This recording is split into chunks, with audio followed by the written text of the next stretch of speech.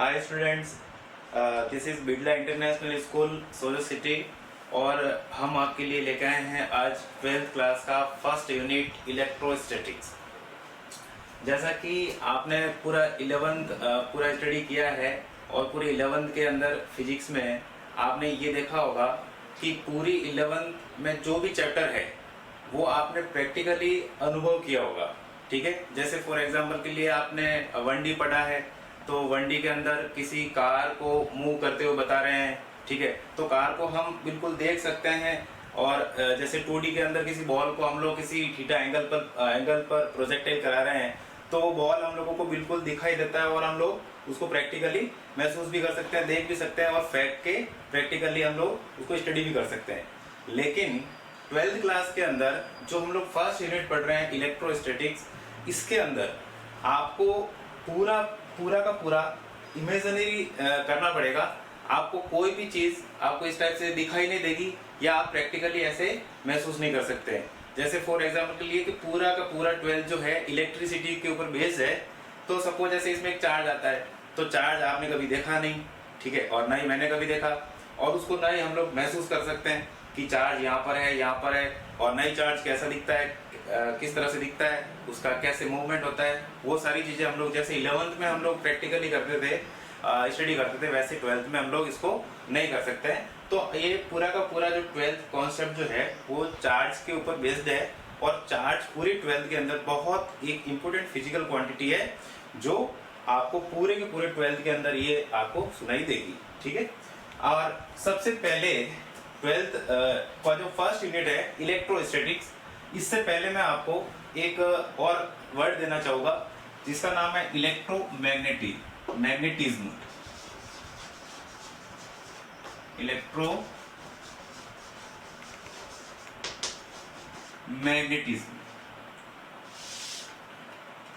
ये आपके first unit का नाम नहीं है, ये फर्स्ट यूनिट का मेन वर्ड है। मतलब कहने का मतलब ये हुआ कि इस इलेक्ट्रोमैग्नेटिज्म की एक ब्रांच है इलेक्ट्रोस्टैटिक्स। ये बेसिकली इसको हम लोग 3 टाइप से डिवाइड करते हैं। फर्स्ट इलेक्ट्रोस्टैटिक,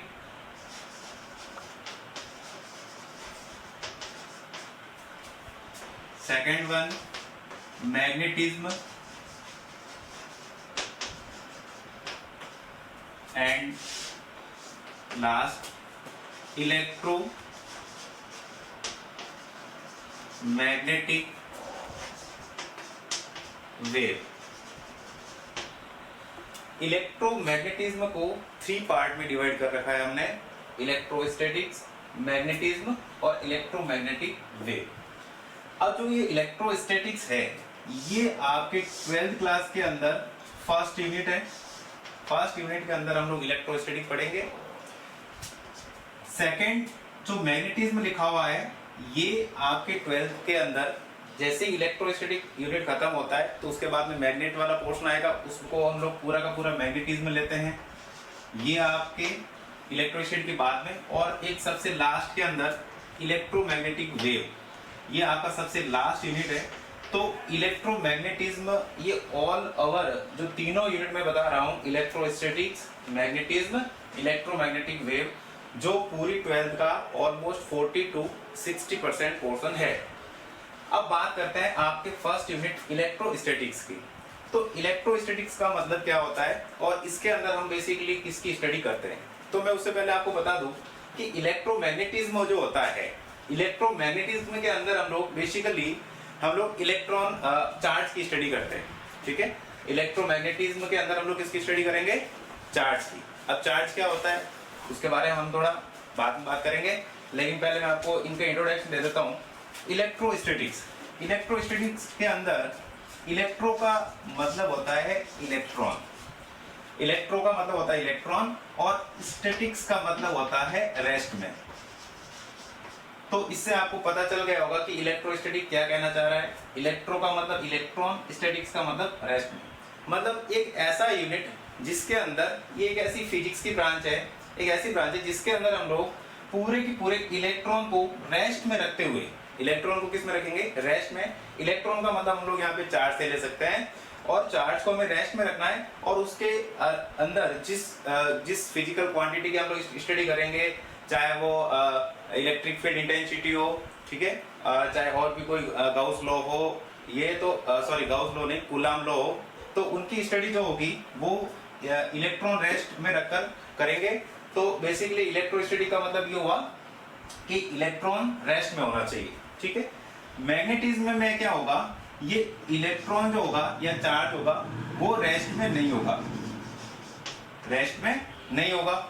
यहां पर इलेक्ट्रोस्टैटिक के अंदर जब इलेक्ट्रॉन रेस्ट में होता है या फिर चार्ज को Q से डिनोट करते हैं, अगर ये रेस्ट में है, चार्ज अगर रेस्ट में है तो उसके अराउंड इलेक्ट्रॉन या चार्ज के अराउंड इलेक्ट्रिक फील्ड जनरेट होता है। कौन सा फील्ड जनरेट होगा, इलेक्ट्रिक फील्ड। हम लोगों को ये एक 12th क्लास के अंदर बोर्ड का क्वेश्चन भी पूछा गया है कि जब इलेक्ट्रॉन रेस्ट में है तो उसके अराउंड कौन सा फील्ड जनरेट होता है। तो इलेक्ट्रॉन जब रेस्ट में होता है तो उसके अंदर इलेक्ट्रिक फील्ड जनरेट होता है, only on electric field generate होता है। तो इलेक्ट्रोस्टैटिक के अंदर इलेक्ट्रो का मतलब, स्टैटिक्स का मतलब रेस्ट हो गया, इलेक्ट्रॉन अगर रेस्ट में है तो इलेक्ट्रिक फील्ड उसके अराउंड जनरेट होगा, ठीक है। मैग्नेटिज्म में क्या होता है, जो इलेक्ट्रॉन होता है ये मूव करता है, ठीक है, इलेक्ट्रॉन मूव करेगा लेकिन कांस्टेंट स्पीड से। हम लोग इसको मूव करा रहे हैं लेकिन किसके साथ, विद द कांस्टेंट स्पीड। तो कांस्टेंट स्पीड के साथ मूव करा रहा हूं, तो वेलोसिटी ऑफ चार्ज कांस्टेंट ले रहा हूं मैं, चार्ज को मूव करा रहा हूं लेकिन कैसी स्पीड से, कांस्टेंट स्पीड, कांस्टेंट स्पीड से मूव कर रहा है। आपको 11th क्लास में आपने 1D में पढ़ा होगा कि स्पीड और एक्सीलरेशन, जब स्पीड कांस्टेंट होती है तो एक्सीलरेशन क्या होता है, 0। तो मैं ये भी कह सकता हूं कि या तो फिर आपका स्पीड क्या हो, चार्ज का स्पीड क्या हो, कांस्टेंट हो, या एक्सीलरेशन 0 हो। तो इस कंडीशन के अंदर आपके उस चार्ज के अराउंड इलेक्ट्रिक फील्ड के साथ साथ मैग्नेटिक फील्ड, दोनों ही फील्ड जनरेट हो जाएंगे। इलेक्ट्रिक फील्ड के साथ साथ मैग्नेटिक फील्ड, दोनों ही फील्ड जनरेट हो जाएंगे और यहाँ पे कोई रेडिएशन नहीं होगा, ठीक है। सबसे पहले जब चार्ज रेस्ट में है तो सिर्फ और सिर्फ इलेक्ट्रिक फील्ड, और उसके बाद में अगर चार्ज का वेलोसिटी हम लोग अगर ले लेते हैं कांस्टेंट, वेलोसिटी क्या ले लिया, स्पीड हमने ले लिया, स्पीड ले लिया हमने अगर कांस्टेंट, तो एक्सीलरेशन 0 होगा। तो उस टाइम इलेक्ट्रिक फील्ड के साथ साथ मैग्नेटिक फील्ड भी जनरेट होगा। और सबसे लास्ट वाली जो कंडीशन बचती है, इलेक्ट्रोमैग्नेटिक वेव, रेडिएशन भी बोल सकते हैं इसको। इसके अंदर जो चार्ज होता है वो मूव तो करेगा, ठीक है, मूव कर रहा है, वो आगे बढ़ रहा है, लेकिन कांस्टेंट स्पीड से नहीं। तो इसकी जो स्पीड है वो कांस्टेंट नहीं है, ठीक है। अब स्पीड अगर कांस्टेंट नहीं है, इसका मतलब ये हुआ कि एक्सीलरेशन 0 नहीं होगा, कुछ ना कुछ एक्सीलरेशन इसका आएगा, नॉट इक्वल टू 0, एक्सीलरेशन 0 नहीं होगा। इसका मतलब ये हुआ कि यहाँ पे जो चार्ज मूव करा रहे हैं हम लोग, वो एक्सीलरेटेड मूव करा रहे हैं। चार्ज को कैसे मूव कराएंगे, एक्सीलरेटेड। तो जब चार्ज एक्सीलरेटेड मूव करता है और उसका अगर वेलोसिटी कांस्टेंट नहीं होता है या एक्सीलरेटेड मूव करता है, तो उस टाइम इलेक्ट्रिक फील्ड के साथ साथ मैग्नेटिक फील्ड, और मैग्नेटिक फील्ड के साथ साथ इलेक्ट्रोमैग्नेटिक वेव, रेडिएशन भी जनरेट होते हैं। तो हमने अभी सिंपल सा एक वर्ड मैंने आपको बताया था, इलेक्ट्रोमैग्नेटिज्म, ठीक है। एक बार मैं वापस रिवाइज करा रहा हूँ, जिसमें मैंने इसको 3 पार्ट में डिवाइड किया था, इलेक्ट्रोस्टैटिक्स, दूसरा मैग्नेटिज्म और तीसरा इलेक्ट्रोमैग्नेटिक वेव, ठीक है। फर्स्ट जो इलेक्ट्रोस्टैटिक 12th क्लास के अंदर फर्स्ट यूनिट है, उसका मतलब हमने ये समझा कि इलेक्ट्रो का मतलब होता है इलेक्ट्रॉन और स्टैटिक्स का मतलब होता है रेस्ट में। तो जब चार्ज रेस्ट में है, चार्ज का मतलब इलेक्ट्रॉन से ले रहा हूं मैं, जब रेस्ट में है तो उसके अराउंड सिर्फ और सिर्फ इलेक्ट्रिक फील्ड जनरेट होता है, इसके अलावा और कोई फील्ड जनरेट नहीं होगा। और ये आपका 12th क्लास के अंदर फर्स्ट यूनिट है। सेकेंड वन, दूसरा होता है मैग्नेटिज्म। मैग्नेटिज्म के अंदर मैं इलेक्ट्रॉन को क्या करा रहा हूं, मूव करा रहा हूं, लेकिन with the constant speed. Constant speed के साथ में इसको मैं मूव करा रहा हूं, रेस्ट में नहीं है, वो मूव कर रहा है लेकिन स्पीड कांस्टेंट है, तो एक्सीलरेशन 0 होगा, ठीक है। और एक्सीलरेशन 0 के साथ साथ उस चार्ज के अराउंड जो फील्ड जनरेट होंगे वो इलेक्ट्रिक फील्ड के साथ साथ मैग्नेटिक फील्ड भी जनरेट होगा। और जो लास्ट वाला यूनिट जो पार्ट है इसका इलेक्ट्रोमैग्नेटिज्म का, वो इलेक्ट्रोमैग्नेटिक वेव जिसको हम लोग रेडिएशन भी बोलते हैं, वो है उसके अंदर चार्ज मूव तो कर रहा है लेकिन कांस्टेंट स्पीड से नहीं कर रहा है, वो कर रहा है एक्सीलरेटेड। चार्ज एक्सीलरेटेड मूव कर रहा है तो इलेक्ट्रिक फील्ड के साथ साथ मैग्नेटिक फील्ड भी जनरेट होता है और इन दोनों फील्ड के जनरेट होने के साथ साथ इलेक्ट्रोमैग्नेटिक वेव भी आपके जनरेट होगी जिसको रेडिएशन बोलते हैं, वो भी निकलता है। और इन तीनों के अगर डायरेक्शन की बात करें, ठीक है, वैसे ये आपके सबसे लास्ट वाला यूनिट के अंदर आएगा। अब इन तीनों की अगर डायरेक्शन की बात करें तो सपोज इलेक्ट्रिक फील्ड ऐसे चल रहा है तो मैग्नेटिक फील्ड ऐसे चलेगा, इलेक्ट्रिक फील्ड ऐसे, मैग्नेटिक फील्ड ऐसे, और इलेक्ट्रोमैग्नेटिक वेव जिस डायरेक्शन में मैं चल रहा हूँ उस डायरेक्शन में मैग्नेटिक वेव चलेगी। इलेक्ट्रिक फील्ड, मैग्नेटिक फील्ड और जिस डायरेक्शन में मैं चल रहा हूँ उस डायरेक्शन में इलेक्ट्रोमैग्नेटिक वेव, तीनों एक दूसरे के परपेंडिकुलर होते हैं। ठीक है, चलो अब हमने बात करी है कि भाई electromagnetism is basically study of charge. हमें एक यहाँ पे वर्ड मिला है नया जिसको मैंने नाम दिया है चार्ज।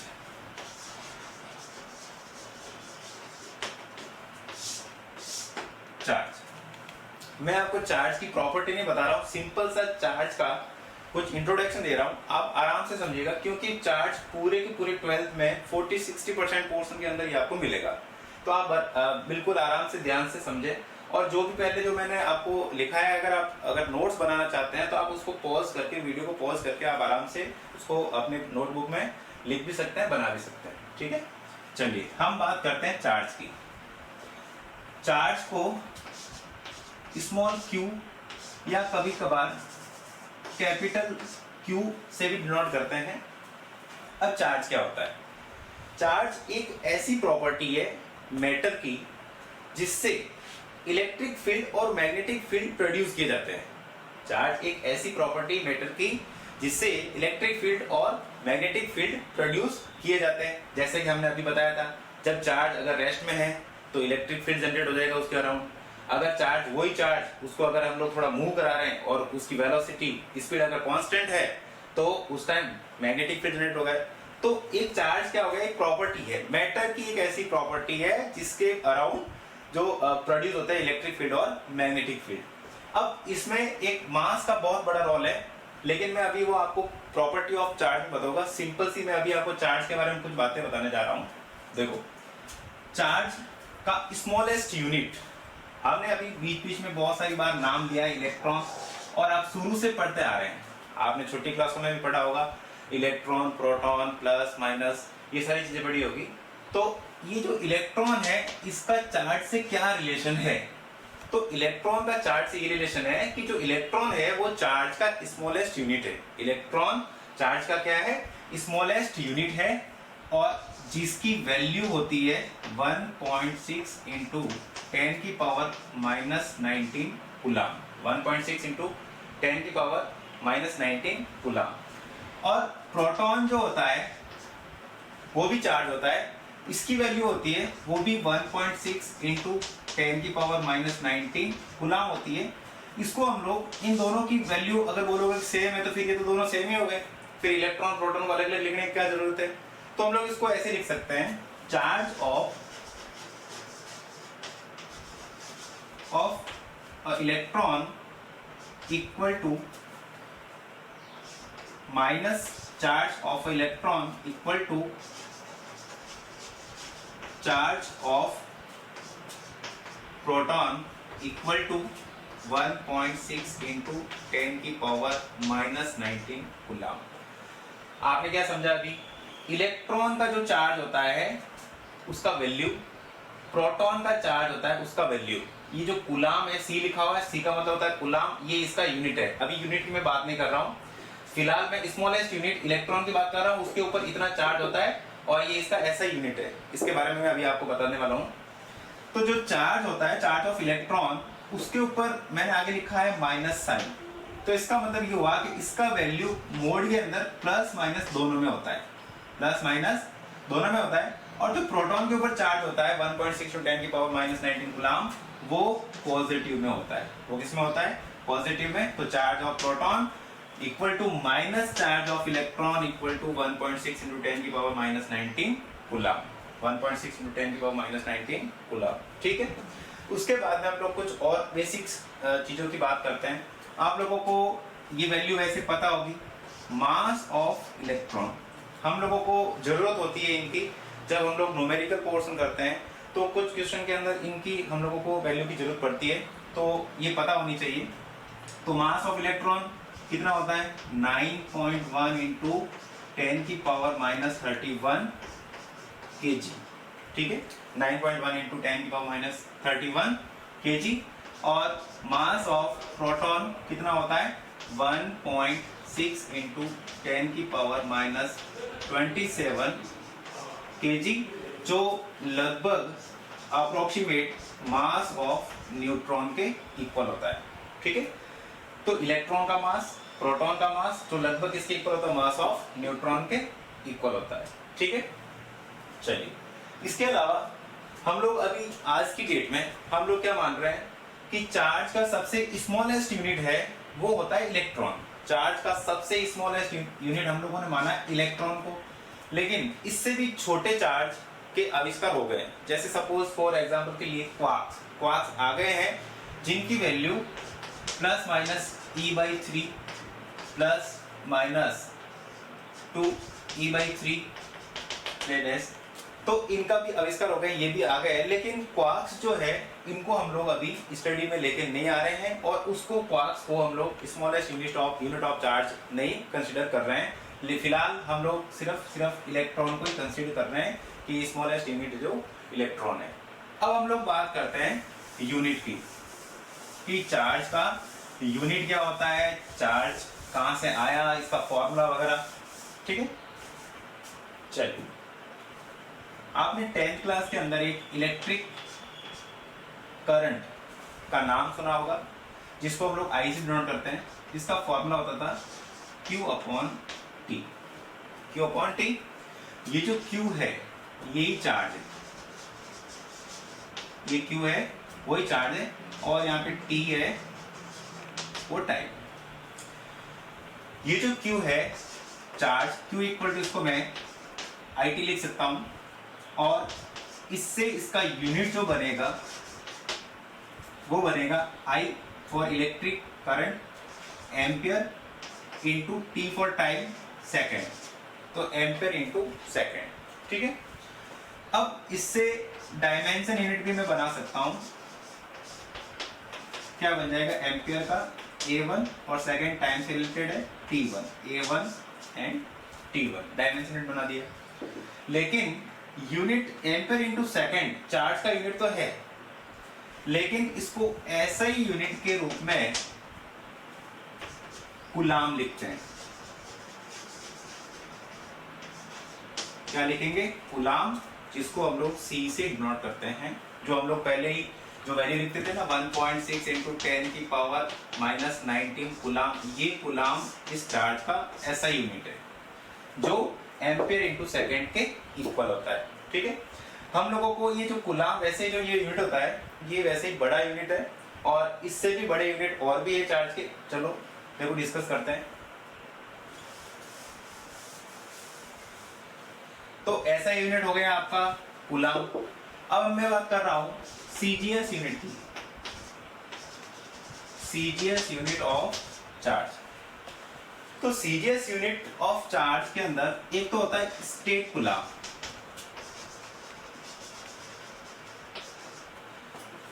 या फिर इसको आप लोग फ्रैंकलिन लिख सकते हैं, फ्रैंकलिन स्टेट कूलाम या फिर फ्रैंकलिन। ये स्टेट कूलाम और फ्रैंकलिन जो होता है वो कूलाम के कंपेयर में 3 इंटू 10 की पावर 9 कूलाम के कंपेयर में इतना होता है, 3 इंटू 10 की पावर 9 गुना होता है। मतलब कहने का मतलब ये हुआ कि स्टेट कूलाम जो होता है वो इससे एक कूलाम से इतना छोटा होता है, कूलाम बड़ा होता है, ये स्टेट कूलाम जो होता है 3 इंटू 10 की पावर 9 टाइम्स छोटा होता है। और ये स्टेट कूलाम को ही हम लोग सबसे स्मॉलेस्ट यूनिट इलेक्ट्रॉन के बाद में अगर मैं कहा जाऊं कि स्टेट कूलाम का जो कंपेयर करूं इन दोनों का, तो वो हम लोगों को स्टेट कूलाम मिलता है, छोटा यूनिट कह सकते हैं इसको। और इसके अलावा एक यूनिट होता है फैराडे। फैराडे ये कूलाम का यूनिट है। मैंने फैराडे बोला है, फैराड नहीं बोला है। फैराड अलग फिजिकल क्वांटिटी का यूनिट है, नेक्स्ट चैप्टर में डिस्कस करेंगे। अभी मैं आपको चार्ज के यूनिट की बात कर रहा हूं, वो फैराड है। ये अदर यूनिट के अंदर है फैराड, जो 96,500 कूलाम के इक्वल है। और ये सबसे बिगेस्ट यूनिट ऑफ चार्ज कह सकते हैं, सबसे बिगेस्ट यूनिट ऑफ चार्ज, जिसके अंदर इसका वैल्यू 96,500 कूलाम होता है। इसके अलावा भी चार्ज के यूनिट होते हैं ESU, जिसको हम लोग स्टेट कूलाम लिखते हैं, electrostatic unit of charge, EMU electromagnetic unit of charge, ठीक है। और एक होता है 1 absolute coulomb, 1 absolute coulomb, 1 absolute coulomb equal to 10 coulomb होता है, 10 कूलाम। इसके अलावा भी इसका एक प्रैक्टिकल यूनिट अलग है। ये सारे ऐसा यूनिट हो गया इसका कूलाम, CGS यूनिट हो गया स्टेट कूलाम और फ्रैंकलिन, जिसका वैल्यू 3 × 10⁹ कूलाम्स के कूलाम्स टाइम है। और सबसे बड़ा यूनिट हो गया फैराडे, जिसका वैल्यू 96,500 कूलाम के इक्वल है। इसके अलावा भी इसका एक प्रैक्टिकल यूनिट है, वो है ampere into hall. Practical unit of coulomb of charge equal two ampere into hall. हालांकि ये प्रैक्टिकल यूनिट थ्योरी के अंदर बहुत कम आता है, लेकिन फिर भी इसको आप याद रखना, पता होना चाहिए कि प्रैक्टिकल यूनिट ऑफ चार्ज क्या होता है, एम्पियर इनटू हॉल। चलो ये हमने डिस्कस किया कि चार्ज के यूनिट के बारे में, इसका ऐसा यूनिट क्या होता है, इसका CGS यूनिट क्या होता है, और ये इसका सबसे बिगेस्ट यूनिट क्या होता है, ठीक है। अब हम लोग चार्ज के बारे में थोड़ा और जानते हैं।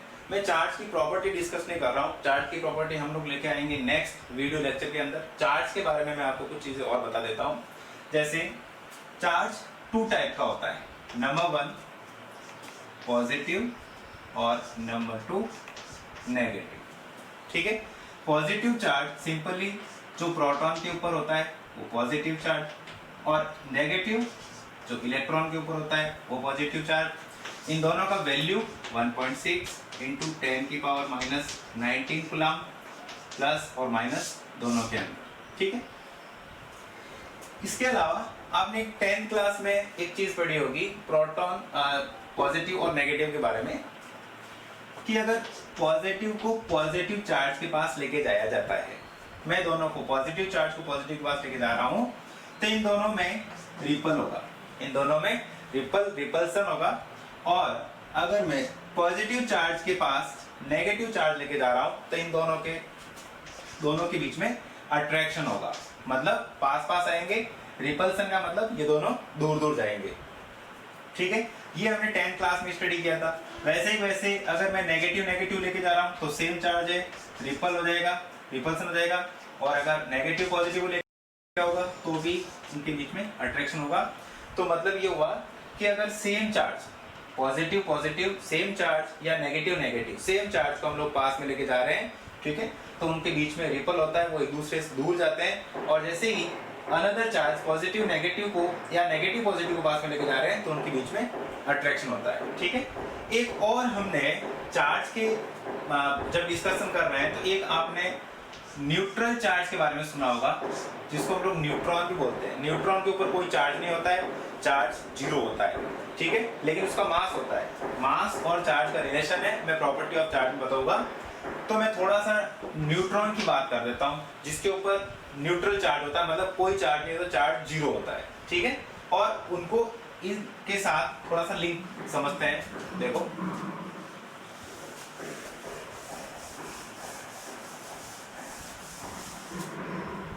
न्यूट्रल चार्ज, न्यूट्रॉन की बात कर रहा हूं, इसके ऊपर चार्ज जो होता है वो जीरो होता है, ठीक है। मास जीरो नहीं होता है, सिर्फ चार्ज जीरो होता है। इसका जो मास ऑफ न्यूट्रॉन जो होता है वो जीरो नहीं होता है, और इसका वैल्यू मैंने पहले ही आपको बता दिया था, कितना बताया था, 1.6 इंटू 10 की पावर -27 kg, जो लगभग प्रोटॉन के इक्वल बता रहा हूँ, ठीक है। अब देखो, हमने ये पढ़ा हुआ है कि पॉजिटिव में रिपल्सन होता है, पॉजिटिव नेगेटिव में अट्रैक्शन होता है, नेगेटिव में रिपल्सन होता है, नेगेटिव पॉजिटिव में अट्रैक्शन होता है। लेकिन हमने ये नहीं पढ़ा कि पॉजिटिव और न्यूट्रल के बीच में क्या होगा। अगर कोई न्यूट्रल पार्टिकल है और एक पॉजिटिव पार्टिकल है, इन दोनों को अगर मैं पास में लेके जाता हूँ तो उनके बीच में क्या होगा, ये हमने शायद स्टडी 10th क्लास में या इससे पहले हमने कभी नहीं किया होगा, ठीक है। तो इसको स्टडी करते हैं कि पॉजिटिव और न्यूट्रल के बीच में क्या होता है और नेगेटिव और न्यूट्रल के बीच में क्या होता है, ठीक है। चलिए, तो वैसे पॉजिटिव और न्यूट्रल के ऊपर कोई चार्ज होता ही नहीं, ठीक है। तो जब कोई चार्ज नहीं होता है तो ये इसके साथ हम लोग ऐसे मानेंगे कि ये जब न्यूट्रल है तो इसके साथ ना तो ये अट्रैक्शन करेगा ना ही रिपल्सन करेगा, या नेगेटिव के बारे में भी हम लोग ऐसे ही सोच रहे हैं कि न्यूट्रल के साथ ना तो ये अट्रैक्शन करेगा ना रिपल्सन करेगा, ठीक है। लेकिन ऐसा नहीं होता है, ठीक है। मैं एक छोटा सा एक एक्सपेरिमेंट से आपको ये समझाने की कोशिश कर रहा हूँ कि पॉजिटिव और नेगेटिव न्यूट्रल के साथ किस टाइप का बिहेवियर करते हैं। चलिए आइए समझते हैं, ठीक है। सपोज ये एक प्लेट है जिसके ऊपर पॉजिटिव चार्ज है, ठीक है। ये पॉजिटिव चार्ज की प्लेट हो गई, और ये दूसरी प्लेट है जो न्यूट्रल प्लेट है जिसके ऊपर कोई चार्ज नहीं है। तो कोई चार्ज नहीं होने का मतलब ये हुआ कि इस प्लेट पर नेट चार्ज जीरो है, नेट चार्ज जीरो है। तो नेट चार्ज जीरो होने के मेरे पास बहुत सारे तरीके हैं। सपोज अगर ये कोई पार्टिकल है, इसके अंदर पॉजिटिव और नेगेटिव इक्वल है, यहाँ पे पॉजिटिव 2 है और नेगेटिव चार्ज भी 2 है, तो दोनों एक दूसरे को कैंसिल कर देंगे तो चार्ज बच जाएगा 0, तो ये भी ये न्यूट्रल हो गया, ठीक है। इसको भी हम लोग न्यूट्रल बोल सकते हैं। तो न्यूट्रल होने का मतलब ये होता है कि पॉजिटिव और नेगेटिव चार्ज या तो इक्वल है या फिर 0 है, या फिर चार्ज 0 है या फिर इक्वल है। तो मैं यहाँ पे positive negative positive negative charge ले रहा हूँ। 3 पॉजिटिव चार्ज ले लिए और 3 नेगेटिव ले लिए, तो टोटल इसके ऊपर चार्ज जो है वो नेट चार्ज बन गया 0। ये एक प्रॉपर्टी के अंदर है जो हम लोग प्लस माइनस को कैंसिल आउट करके चार्ज को 0 ले लिया मैंने, ठीक है।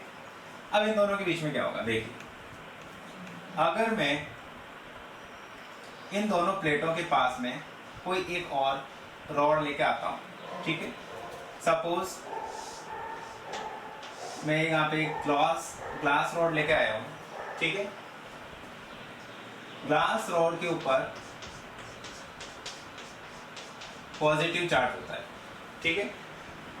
जैसे ही इस न्यूट्रल पार्टिकल के पास ग्लास रॉड लेके आओगा तो क्या होगा, जो पॉजिटिव है वो दूसरी तरफ रहेंगे, इससे रॉड से दूर की तरफ रहेंगे, और नेगेटिव जो है वो इसकी तरफ अट्रैक्ट होने लग जाएंगे, मतलब ये इस तरफ आ जाएंगे, ठीक है, आ जाएंगे। और उसके बाद में अगर मैं इसको अर्थ से कनेक्ट करता हूँ, न्यूट्रल वाली प्लेट को अगर मैं अर्थ से कनेक्ट करता हूँ, तो ये नेगेटिव इसके साथ अट्रैक्शन के साथ जुड़े हुए हैं, ये ग्लास रॉड के ऊपर पॉजिटिव और ये नेगेटिव चार्ज अट्रैक्शन से जुड़े हुए हैं। तो ये पॉजिटिव जो चार्ज इस तरफ जो बचे हुए हैं, इसको मैं जैसे ही इसको अर्थ से कनेक्ट करता हूँ तो ये पॉजिटिव चार्ज जो है अर्थ के अंदर चले जाएंगे, ठीक है। तो फाइनली इस रॉड को रिमूव करने के बाद में इसके ऊपर चार्ज पॉजिटिव बचेंगे और इसके ऊपर चार्ज कौन से बचेंगे, नेगेटिव। तो पॉजिटिव और नेगेटिव में वापस क्या हो जाएगा, अट्रैक्शन। तो हमने ये सीखा कि अगर पॉजिटिव के पास एक न्यूट्रल पार्टिकल, ठीक है, लेके आया जाता है तो उन दोनों के बीच में भी अट्रैक्शन होता है, उन दोनों के बीच में भी अट्रैक्शन होता है। और अगर मैं नेगेटिव के पास में भी न्यूट्रल पार्टिकल लेके आता हूं तो भी इन दोनों के बीच में अट्रैक्शन होता है। इसका भी सेम एग्जांपल इस तरह से ले सकते हैं। सपोज ये गोला है, ठीक है, इसके पास ये न्यूट्रल है, पॉजिटिव नेगेटिव पॉजिटिव, ये न्यूट्रल पार्टिकल हो गया। इसके पास अगर मैं एक रॉड लेके आया, ठीक है, अब इस बार क्या कर रहा हूं मैं, एक नेगेटिव वाली रॉड लेके आ गया, ठीक है। सपोज ये नेगेटिव रॉड लेके आ गया, ठीक है। जो एबोनाइट की रॉड होती है उसके ऊपर नेगेटिव चार्ज होते हैं, ये लेके आ रहा हूँ। तो जैसे ही इसके ऊपर नेगेटिव चार्ज की ये रॉड इसके पास, लेकिन ये लेके आ रहा हूँ, तो पॉजिटिव जो चार्ज है वो इस तरफ आ जाएंगे और नेगेटिव जो है वो इससे रिपल के कारण दूर रहेंगे। जैसे ही इसको अर्थ से कनेक्ट करोगे तो ये पॉजिटिव जो है वो अर्थ के अंदर चले जाएंगे और यहाँ पे ये जो नेगेटिव है वो इन नेगेटिव के साथ, सॉरी नेगेटिव, ये जो नेगेटिव चार्ज है ये अर्थ के अंदर चले जाएंगे और ये जो पॉजिटिव है वो इनके साथ अट्रैक्शन के साथ जुड़े हुए हैं। तो इसका मतलब ये हुआ कि नेगेटिव जो न्यूट्रल के साथ वो भी क्या करते हैं, अट्रैक्शन। तो हमें ये एक चीज नई जानकारी मिली है कि पॉजिटिव पॉजिटिव में और नेगेटिव नेगेटिव में जिस टाइप से रिपल्सन होता है और ऑपोजिट चार्ज जो पॉजिटिव नेगेटिव या नेगेटिव पॉजिटिव के बीच में अट्रैक्शन होता है, वैसे कि वैसे पॉजिटिव और न्यूट्रल चार्ज या नेगेटिव और न्यूट्रल चार्ज के बीच में भी अट्रैक्शन होता है, अट्रैक्शन होता है। और इस टाइप के बहुत सारे टाइप के गोले आपको ऐसे क्वेश्चन भी दिए जाते हैं कंपटीशन में कि आपके पास 4-5 गोले दे रखे होंगे और उनकी में कंडीशन दे रखी होगी कि ए गोले के ऊपर पॉजिटिव है, बी के ऊपर नेगेटिव है या इन दोनों के बीच में अट्रैक्शन हो रहा है। तो आप फाइंड करो कि आगे वाले जो गोले हैं उनके ऊपर क्या चार्ज है। इस टाइप के क्वेश्चन हम प्रैक्टिस चार्ज और प्रॉपर्टी में करेंगे, ठीक है।